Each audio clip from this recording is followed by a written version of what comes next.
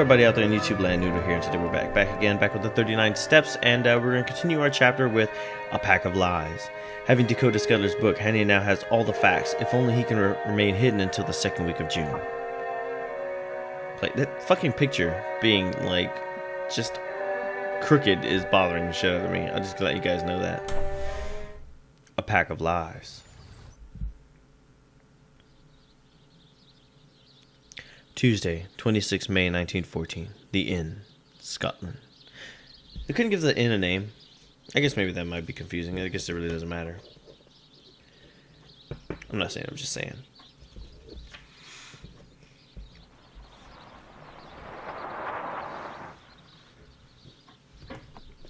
The next morning, I witnessed from my room the arrival of 2 constables and a sergeant.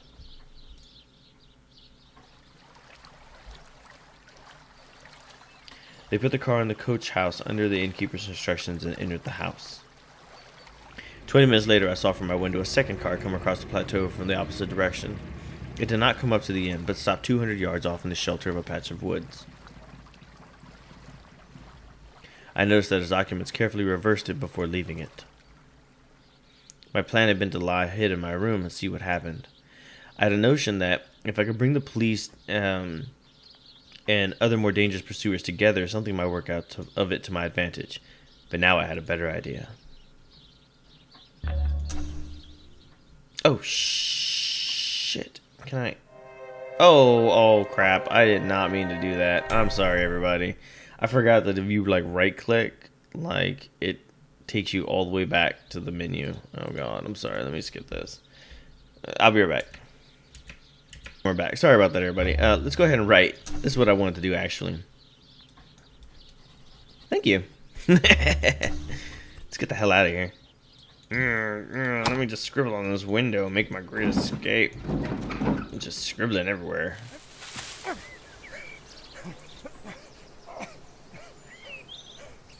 Henley's a little bit out of shape. That's right, baby. I stole gently out onto the plateau. Collected the touring car. Whoop! In my pocket.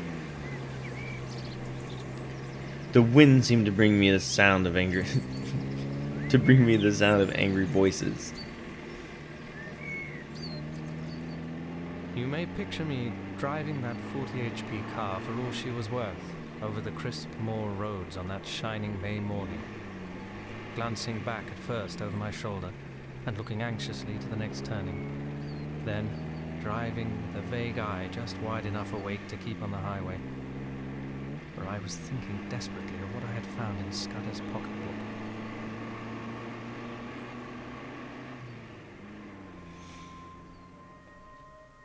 Alright. The 15th day of June was going to be a day of destiny, a bigger destiny than the killing of a Dago.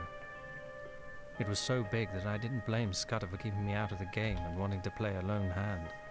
That, I was pretty clear, was his intention. See, even we didn't have all the facts. The whole story was in the notes, with gaps, you understand, which he would have filled up from his memory. He stuck down his authorities too, and had an odd trick of giving them all a numerical value and then striking a balance, which stood for the reliability of each stage in the yarn.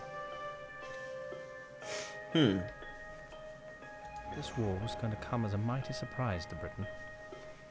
Carolida's death would set the Balkans by the ears, and then Vienna would chip in with an ultimatum.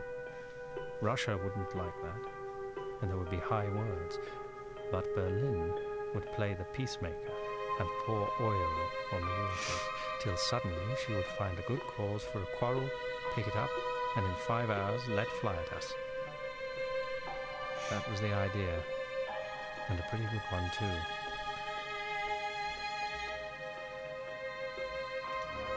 It was no question of preventing a war. That was coming, as sure as Christmas. Had been arranged, said Scudder, ever since February 1912. Carolides was going to be the occasion. They've been planning this thing for like a long time. The bare bones of the tale were all that was in the book. These, and one queer phrase which occurred half a dozen times inside brackets. 39 steps was the phrase. And at its last time of use it ran 39 steps. I counted them. High tide, 10:17 p.m. I could make nothing of that. Tying in the name of the series. Cool. Despite all the nonsense talked in Parliament, there was a real working alliance between France and Britain, and the two general staffs met every now and then and made plans for joint action in case of war. Well, in June, a very great swell was coming over from Paris, and he was going to get nothing less than a statement of the disposition of the British Home Fleet on mobilization. It was something uncommonly important.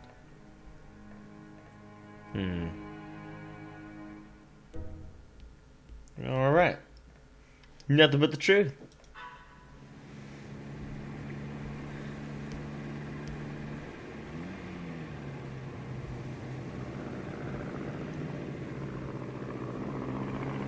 On the barren moor, I was at the airplane's mercy, and the only chance was to get a leafy cover of the valley.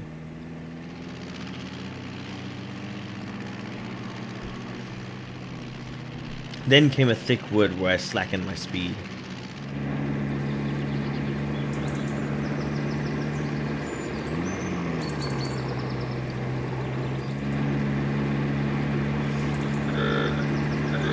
Suddenly I heard the hooting of another car and realized upon my horror that I was almost upon a couple of gateposts through which a private road debauched on the highway.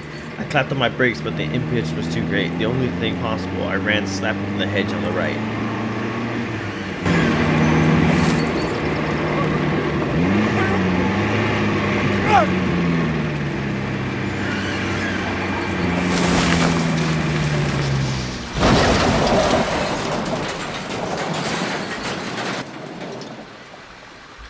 A branch of hawthorn that got me in the chest, lifting me up and held me while a ton or two of expensive metal slipped below. Slowly that thorn let me go. As I scrambled to my feet, a hand took me by the arm. I found myself looking at a tall young man. I say, bless me, I'm dreadfully sorry. Are you hurt? Really, I must apologize. Oh, bless my soul. Do tell me you're all right. My blame, sir. It's lucky that I did not add homicide to my follies. Well, that's the end of my Scotch motor tour. It might have been the end of my life. He plucked out a watch and studied it. You're the right sort of fellow. I can spare a quarter of an hour, and my house is 2 minutes off. I'll see you clothed and fed and snug in bed. Where's your kit, by the way? Is it in the burn along with the car? It's in my pocket. A toothbrush? I'm a colonial. I travel light. A colonial? By gad, you're the very man I've been praying for. Are you by any blessed chance a free trader? A free trader? I am. Oh, good show!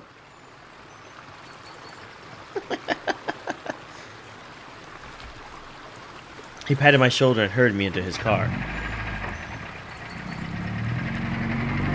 We don't even get a first date, he just drives me home. Inconsiderate. I have feelings, you know. Presently, we drew up before a comfortable-looking shooting box, and he ushered me indoors.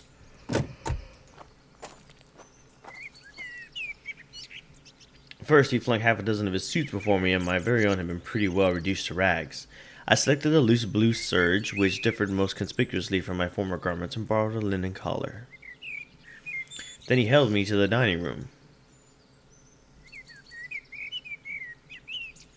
Thank you. You find me in a deuce of a mess, Mr. By the by, you haven't told me your name.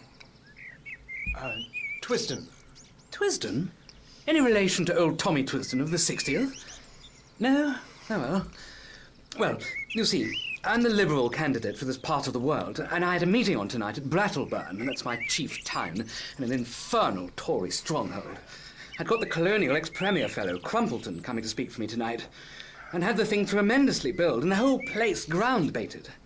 This afternoon, I had a wire from the ruffian saying he'd got influenza at Blackpool, and here I am, left to do the whole thing myself. I had meant to speak for 10 minutes, and now must go on for 40. And though I've been racking my brains for 3 hours to think of something, I simply cannot last the course. Now, you've got to be a good chap and help me. You're a free trader and can tell our people what a washout protection is in the colonies. All you fellows have the gift of the gab. I wish to heaven I had it. I'll be forever more in your debt. I had very few notions about free trade, but I saw no other chance of getting what I wanted. All right. I'm not much good as a speaker, but I'll tell them a bit about Australia. Oh. Oh, and my words, the cares of the ages slipped from his shoulders. Sir Harry collected him in my pocket. He lent me a big driving coat, and never troubled to ask why I had started on a motor tour without possessing an ulster.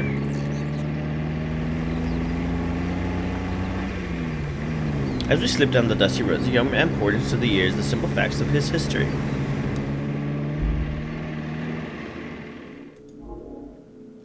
Sir Harry was orphaned at an early age. Look at him. He's adorable. And was brought up by his uncle, who was a member of the British cabinet. He had gone around the world after leaving Cambridge, and then being short of a job, his uncle had advised politics, but he had no preference in parties. He was liberal because his family had always been Whigs. Okay. His uncle pulled a few strings and posted Harry in Tweedledale as the Liberal candidate without any hope of him winning over its Conservative constituents. He knew about horses and jawed away about the Derby entries, and it was full of plans for improving his shootings. Okay, that's fine.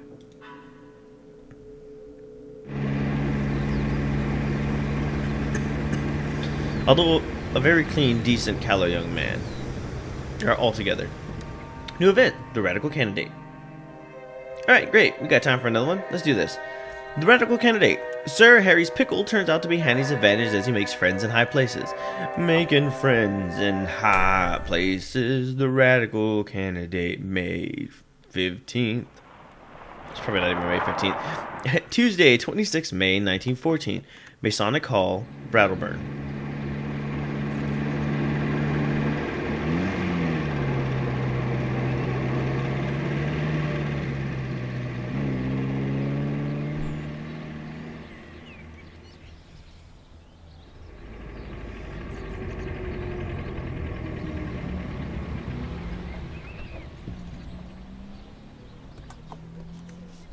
My cat's staring at me. Let's go. Enter. No time to dawdle.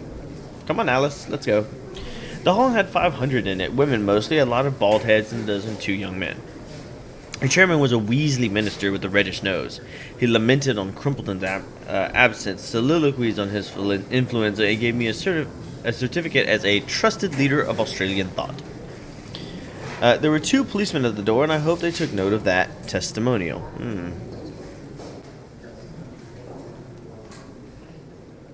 Then Sir Harry started. Dear gods. His notes. He had about a bushel of notes from which he read, and when he let go of them, he fell into one prolonged stutter. Every now and then he remembered a phrase he had learned by heart, straightened his back, and gave it off like Henry Irving. The next moment, he was double bent and crooning over his papers. He talked about the German menace and said it was all Troy invention to cheat the poor from their rights and keep back the great flood of social reform, but that organized labor realized this and laughed the Tories to scorn. I clicked it before I read it. British Navy. He was all for reducing our navy as proof of our good faith, and then sending Germany an ultimatum telling her to do the same, or we would knock her into a crooked hat. He said that, but for the Tories, Germany and Britain would be a fellow workers in peace and reform. I thought of the little black book in my pocket, a giddy lot Scudler's friends cared for peace and reform. In a queer way, I liked the speech. You could see the niceness of the chap shining out behind the muck from which he had been spoon-fed.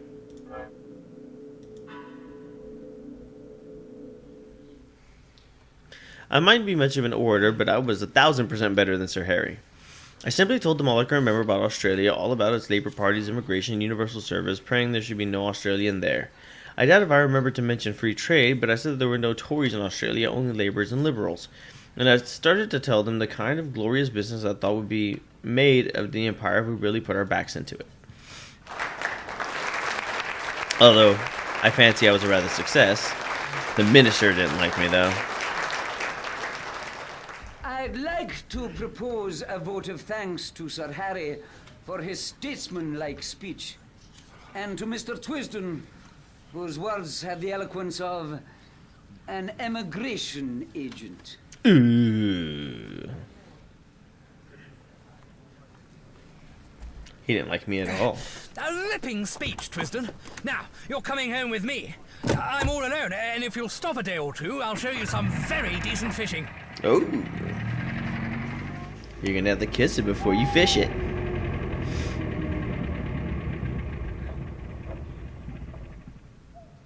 Back at Sir Harry's, we had a hot supper and then drank grog. Ugh. The time had come for me to put my cards on the table. I saw by this man's eye that he was the kind you can trust. Listen, Sir Harry. I've something pretty important to say to you. You're a good fellow, and I'm going to be frank. I thought you were Twisden. Where on earth did you get that poisonous rubbish you talked tonight? Oh, was it as bad as that? It did sound rather thin. I got most of it out of the Progressive magazine, and pamphlets that agent chap of mine keeps sending me. But you surely don't think Germany would ever go to war with us? Ask that question in 6 weeks, and it won't need an answer. If you'll give me your attention for half an hour, I'm going to tell you a story.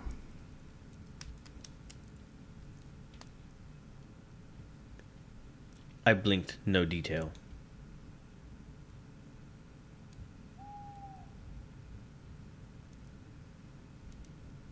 So you see, you have got here in your house the man that is wanted for the Portland Place murder. Your duty is to send your car for the police and give me up. I don't think I'll get very far. There'll be an accident, and I'll have a knife in my ribs an hour or so after arrest. Nevertheless, it's your duty as a law-abiding citizen. Perhaps in a month's time you'll be sorry, but you have no cause to think of that. He was looking at me with bright, steady eyes. What was your job in Rhodesia, Mr. Hannay? Mining engineer. I've made my pile cleanly, and I've had a good time in the making of it. Not the profession that weakens the nerves, is it? As to that, my nerves are good enough. And so I cut his face off. I took the hunting knife and did the old Mashonia trick of tossing it in the air and catching it in my lips. Ha ha! I don't want proof. I may be an ass on the platform, but I can size up a man. You're no murderer, and you're no fool. I believe you're speaking the truth. I'm going to back you up. Now, what can I do? First, I want you to write a letter to your uncle. I've got to get in touch with the government people sometime before the 15th of June. He pulled his That mustache. won't help you. This is Foreign Office business, and my uncle would have nothing to do with it. Besides, you'd never convince him. No. I'll go one better. I'll write to the Permanent Secretary at the Foreign Office. He's my godfather and one of the best going. Now, what do you want? He sat down on the table and wrote to my diction.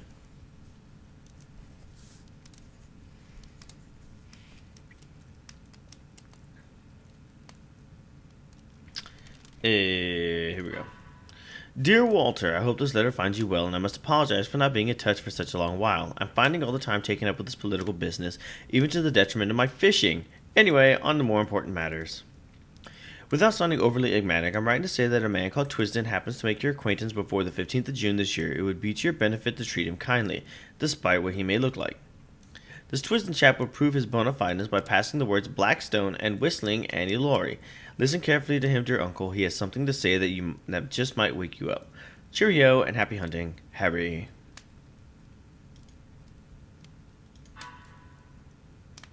Good. That's the proper style. Oh, by the way, you'll find my godfather, his name's Sir Walter Bullivant, down at his country cottage for Whitsuntide. It's close to Artonswell on the Kennet. And that's done. Now, what's the next thing? You're about my height. Lend me the oldest tweed suit you've got.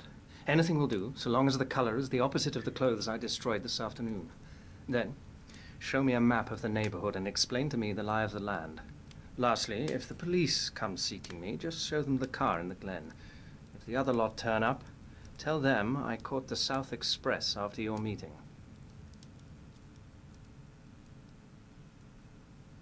I'm fucking smart. He did, or promised to do, all these things. I shaved off the remnants of my mustache and got inside an ancient suit of what I believed is called heather mixture. The map gave me some notion of my whereabouts, and he told me the two things I wanted to know: where the main railway to the south could be joined, and what were the wildest districts near at hand.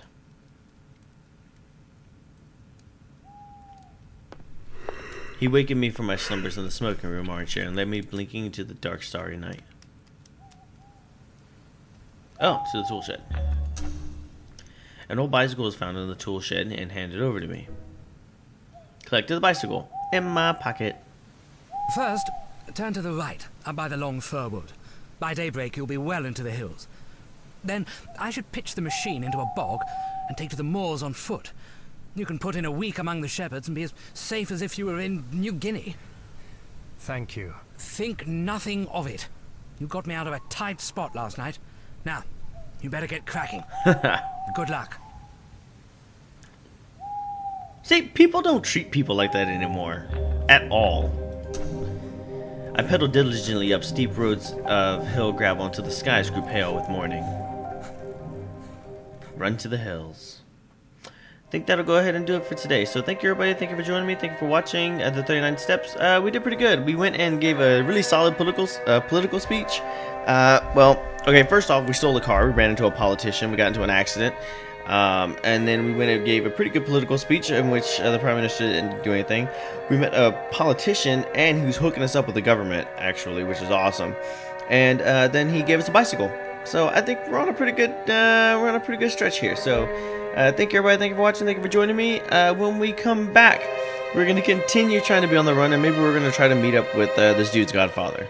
So until then, I'll catch you guys next time. Peace out, everybody.